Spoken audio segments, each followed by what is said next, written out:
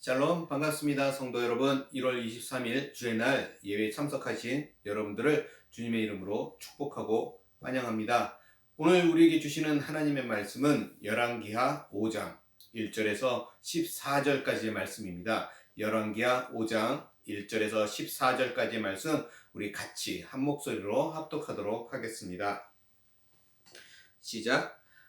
아람 왕의 군대 장관 나아만은 그의 주인 앞에서 크고 존귀한 자니 이는 여호와께서 전에 그에게 아람을 구원하게 하셨음이라. 그는 큰 용사이나 나병 환자더라. 전에 아람 사람이 떼를 지어 나가서 이스라엘 땅에서 어린 소녀 하나를 사로잡음에 그가 나아만의 아내에게 수종들더니 그의 여주인에게 이르되 우리 주인이 사마리아에 계신 선지자 앞에 계셨으면 좋겠나이다. 그가 그 나병을 고치리이다 하는지라. 나아만이 들어가서 그의 주인께 아뢰어 이르되 이스라엘 땅에서 온 소녀의 말이 이러이러하더이다 하니 아람 왕이 이르되 갈지어다. 이제 내가 이스라엘 왕에게 그를 보내리라 하더라. 나아만이 곧 떠날새 은 10달란트와 금 6,000개와 의복 10벌을 가지고 가서 이스라엘 왕에게 그 글을 전하니 일러스되 내가 내 신하 나아만을 당신에게 보내오니 이 글이 당신에게 이르거든 당신은 그의 나병을 고쳐주소서 하였더라. 이스라엘 왕이 그 글을 읽고 자기 옷을 찢으며 이르되 내가 사람을 죽이고 살리는 하나님이냐? 그가 어찌하여 사람을 내게로 보내 그의 나병을 고치라 하느냐? 너희는 깊이 생각하고 저 왕이 틈을 타서 나와 더불어 시비하려 함인 줄 알라 하니라. 하나님의 사람 엘리사가 이스라엘 왕이 자기의 옷을 찢었다 함을 듣고 왕에게 보내 이르되 왕이 어찌하여 옷을 찢었나이까? 그 사람을 내게로 오게 하소서. 그가 이스라엘 중에 선지자가 있는 줄 알리이다 하니라. 나아만이 이에 말들과 병거들을 거느리고 이르러 엘리사의 집 문에 서니 엘리사가 사자를 그에게 보내 이르되 너는 가서 요단강에 몸을 7번 씻으라. 내 살이 회복되어 깨끗하리라 하는지라. 나아만이 노하여 물러가며 이르되 내 생각에는 그가 내게로 서서 그의 하나님 여호와의 이름을 부르고 그의 손을 그 부위 위에 흔들어 나병을 고칠까 하였도다. 다메섹 강 아바나와 바르바른 이스라엘 모든 강물보다 낫지 아니하냐. 내가 거기서 몸을 씻으면 깨끗하게 되지 아니하랴 하고 몸을 돌려 분노하여 떠나니 그의 종들이 나와서 말하여 이르되 내 아버지여 선지자가 당신에게 큰 일을 행하라 말하였다면 행하지 아니하였으리까 하물며 당신에게 이르기를 씻어 깨끗하게 하라 함이리까 하니 나아만이 이에 내려가서 하나님의 사람의 말대로 요단강에 7번 몸을 잠그니 그의 살이 어린아이의 살같이 회복되어 깨끗하게 되었더라. 아멘. 오늘 저는 이 말씀을 가지고 한 사람이 세워지기까지라는 제목으로 함께 은혜를 나누고자 합니다. 오늘 우리는 본문에 나오는 이 나만 장군의 이야기를 가지고 이미 구원받은 그리스도인, 하나님의 자녀 한 사람이 하나님 앞에 세워지는 과정으로서 한번 살펴보고자 합니다. 1절 말씀을 보면 이렇게 이야기하고 있습니다. 아람 왕의 군대 장관 나아만은 그의 주인 앞에서 크고 존귀한 자니 이는 여호와께서 전에 그에게 아람을 구원하게 하셨음이라. 그는 큰 용사이나 나병 환자더라. 여기서 나만 장군은 그 아람이라는 나라의 군대 장관이었습니다. 그는 크고 존귀한 자였다라고 이야기하고 있어요. 그런데 결코 그가 혼자서 해결할 수 없는 문제를 가지고 살고 있었습니다. 이와 같이 모든 사람들에게는 부족함이 있고 약한 부분이 있을 수 있습니다. 비록 하나님께서 사용하시는 사람일지라도 그가 강한 용사일지라도 혹은 그가 존귀한 사람일지라도 누구든지 어려운 문제를 가지고 있을 수 있다라는 것입니다. 지금 나만의 문제는 자신 스스로도 아니면 그를 사랑하는 주변 사람들 그 누구도 아니면 그 어떤 전문가도 해결해 줄 수 없는 것이었습니다. 그런 그를 치유하시고 온전케 하실 수 있는 분은 오직 하나님 한 분이셨습니다. 자, 오늘의 본문 말씀을 통해서 우리 자신이 어떻게 치유되고 또 온전케 세워질 수 있는가를 함께 생각해 보려고 합니다. 자, 계속해서 2절 3절 말씀을 보면 이렇게 이야기합니다. 전에 아람 사람이 떼를 지어 나아가서 이스라엘 땅에서 어린 소녀 하나를 사로잡음에 그가 나아만 아내에게 수종들더니 그의 여주인에게 이르되 우리 주인이 사마리아에 계신 선지자 앞에 계셨으면 좋겠나이다. 그가 그 나병을 고치리이다 하는지라. 자, 여기에 보면 우리는 어린 소녀 한 명을 또 볼 수가 있습니다. 그죠? 나만 장군이 평생 해결할 수 없었던 문제에서 해방을 얻고 치유를 얻고 온전케 되는 그 첫걸음, 지금 여기에 이름도 등장하지 않는 어린 소녀 한 명으로부터 시작되고 있다라는 것이에요. 이 소녀는 이스라엘 사람이었고 또 아람 사람들에게 의해서 포로로 사로잡혀 와서 지금 나아만 장관의 아내를 섬기고 있는 중이었습니다. 이 소녀는 성경에서도 이 어린 소녀 한 명이라고 부르고 있는 것처럼 매우 작은 자였습니다.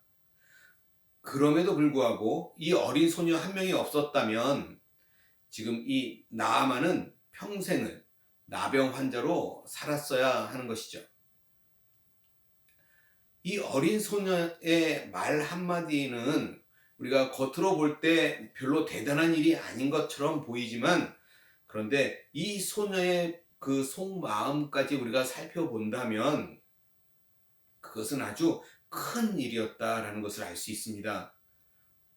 왜요? 지금 이 어린 소녀는 자신을 포로로 사로잡아 온 아람 사람들을 그 마음속에서 용서하고 있어야 하는 것이죠. 또 이 모든 환경을 자신에게 허락하고 인도하신 하나님의 손길을 인정하고 있어야 하는 것입니다.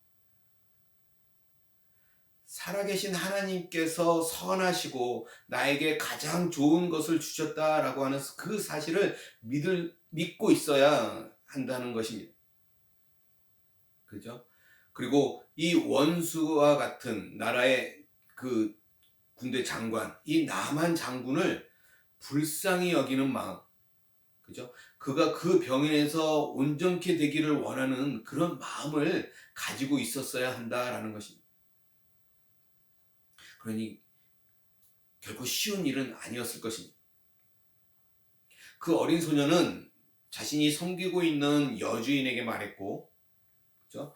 또 누군가가 나하만 장군에게 가서 이스라엘 땅에서 잡혀온 그 어린 소녀의 말을 전해주게 되었을 것입니다. 이처럼 그것이 하나님의 역사라면, 그죠? 반드시 누군가를 통해서 어떤 사람을 통해서 이어져 나가게 될 것입니다. 어린 소녀가 나만 장군에게 직접 얘기한 것은 아니지 않습니까? 그죠? 그 여주인에게 전했던 말을 누군가가 듣고 그 이야기를 나만 장군에게 전해준 거예요. 자, 5절 6절 말씀 볼까요? 이렇게 이야기합니다. 아람 왕이 이르되 갈지어다.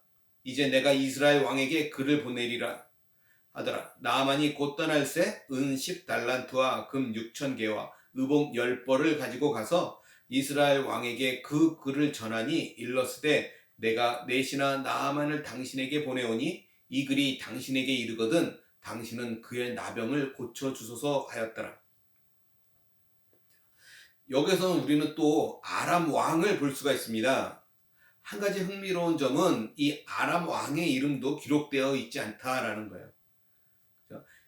이것은 한 사람이 세워지고 온전케 되고 가는 그 일에 이름도 없이 빛도 없이, 그렇죠? 조용하게 묵묵하게 섬기는 많은 사람들을 지나쳐 가게 되는 것을 보여주고 있는 것 같습니다. 여기에서 이름도 등장하지 않는 이 아람 왕은 나만에게 많은 재물을 주고 또 이스라엘 왕에게 편지를 써줘서 나만의 앞길을 활짝 열어주었습니다.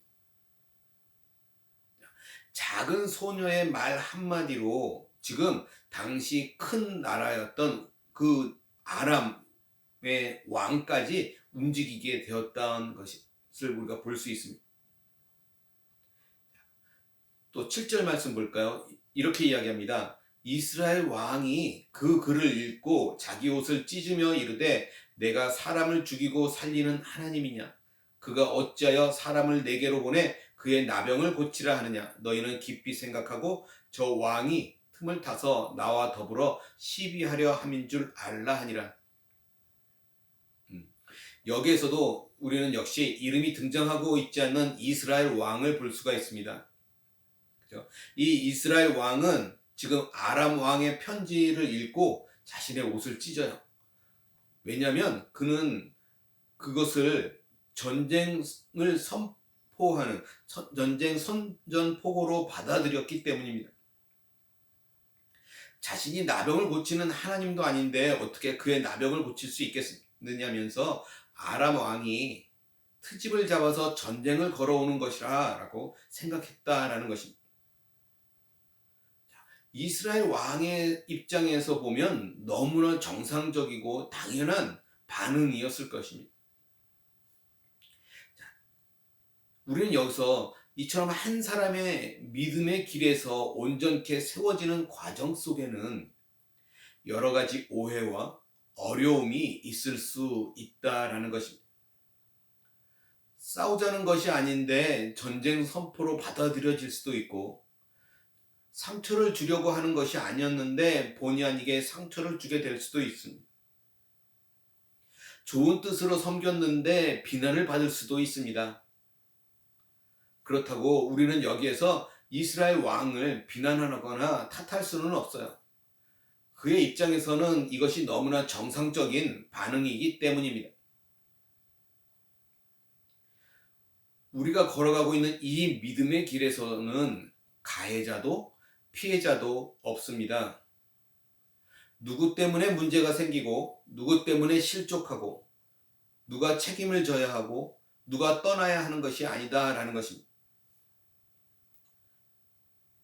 각 사람이 하나님 앞에서 최선을 다해 믿음의 길을 걸어가고 각 사람이 자기의 순종과 불순종에 대해서 책임을 지며 각 사람이 마지막 날에 하나님 앞에서 평가를 받게 될 것입니다.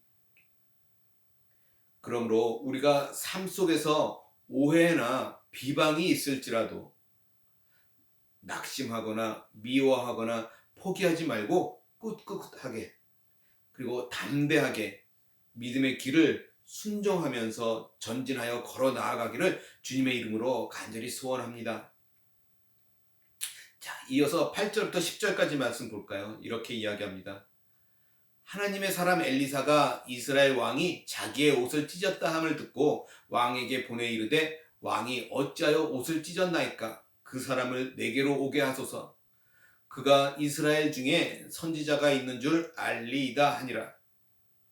나아만이 이에 말들과 병거들을 거느리고 이르러 엘리사의 집 문에 서니 엘리사가 사자를 그에게 보내 이르되 너는 가서 요단강에 몸을 7번 씻으라. 네 살이 회복되어 깨끗하리라 하는지라. 하나님의 사람 엘리사는 지금 이스라엘 왕에게 사람을 보내서 그 나만 장군을 자기에게 보내라고 말합니다. 그리고 나만 장군은 아주 기대하는 마음을 가지고 자신이 데리고 온 모든 무리를 거느리고 지금 엘리사의 집 문 앞에 온 것이죠. 그러자 엘리사는 한 사람을 보내서 나만에게 말을 전해줍니다. 요단강에 가서 7번 씻으면 너의 나병이 깨끗하게 나을 것이다 라고 말을 전해주죠. 그러자 11절 12절 나아만의 반응이 기록되고 있습니다. 이렇게 이야기하죠. 나아만이 노하여 물러가며 이르되 내 생각에는 그가 내게로 나와서서 그의 하나님 여호와의 이름을 부르고 그의 손을 그 부위에 흔들어 나병을 고칠까 하였도다. 다메섹강 아바나와 바르발은 이스라엘 모든 강물보다 낫지 아니하냐. 내가 거기서 몸을 씻으면 깨끗하게 되지 아니하랴 하고 몸을 돌려 분노하여 떠나니. 지금 나아만은 엘리사의 지시 사항을 듣고 분노하고 있습니다. 그가 분노하고 있는 그 가장 근본적인 이유는 그의 속에 있는 그 교만함 때문이었습니다. 먼저 그는 아람에서 크고 존귀한 자인 자신이 이렇게 큰 무리를 거느리고 직접 찾아왔는데 얼굴조차 보이지 않는 선지자라고 하는 사람에 대해서 무척 화가 났다라는 것입니다. 또 나아만이 교만한 가운데 분노한 또 한 가지 이유는 그의 생각과 그의 관점에서는 하나님의 방법이 잘못되었다고 판단했기 때문일 것입니다. 만약 씻어서 나병이 나을 것 같으면 요단강보다 훨씬 더 크고 좋은 아람의 강들도 많은데 왜 굳이 요단강에서 씻어야 하느냐라고 생각했다라는 것입니다.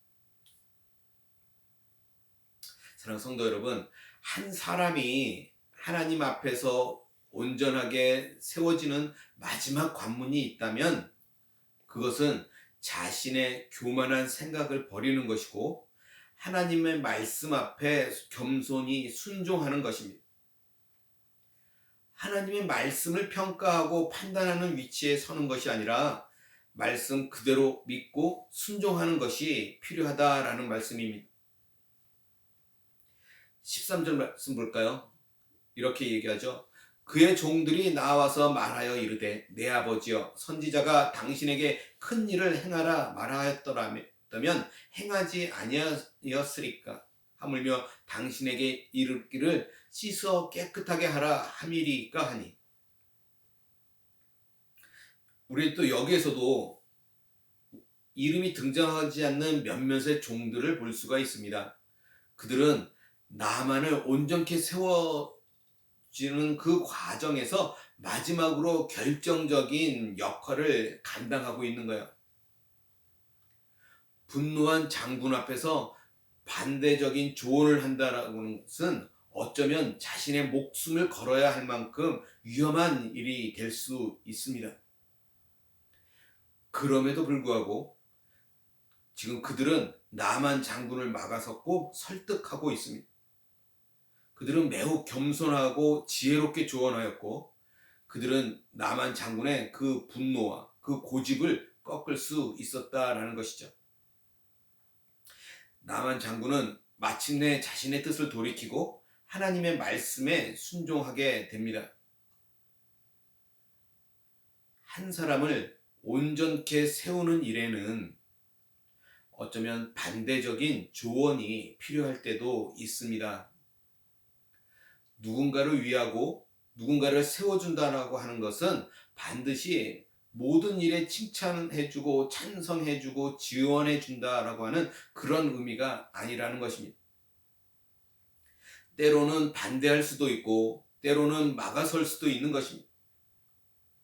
그 일이 위험할 수도 있고 어쩌면 손해를 감수해야 하는 일일 수도 있습니다. 나아만은 순간적으로 자신의 교만함 가운데 분노했지만 최소한 그를 사랑하는 많은 종들의 말에 자신의 귀를 기울일 수 있는 겸손한 마음도 가지고 있었던 사람이라는 것입니다. 이러한 겸손한 자에게는 은혜가 있고 소망이 있습니다. 자, 마지막 절 볼까요? 이렇게 얘기합니다. 나아만이 이에 내려가서 하나님의 사람의 말대로 요단강에 7번 몸을 잠그니 그의 살이 어린아이의 살같이 회복되어 깨끗하게 되었더라. 여기서 우리는 드디어 나아만 장군이 정결하게 되고 그의 살이 회복되어 어린아이의 살같이 돼 나병이 완전히 낫게 된 멋진 결말을 우리가 볼 수 있습니다. 이것은 하나님의 사람의 말대로 하나님의 말씀대로 순종한 결과였습니다. 믿음 안에서 온전케 되는 역사는 반드시 순종을 통하여 나타난다는 것을 우리가 기억하기 원합니다. 또한 7번이라고 하는 숫자는 성경에서 완전함을 의미하는 것처럼 요단강에서 7번 몸을 담갔다라고 하는 것은 온전한 완전한 순종하였음을 보여주고 있는 것입니다.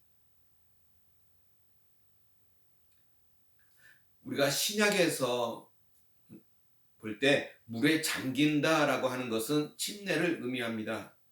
침례란 우리의 옛사람이 예수 그리스도와 함께 십자가에 못 박혀 죽었음을 보여주는 것이고, 또한 새 생명으로 새로운 창조물로 예수님과 함께 다시 살아났음을 보여주는 것입니다.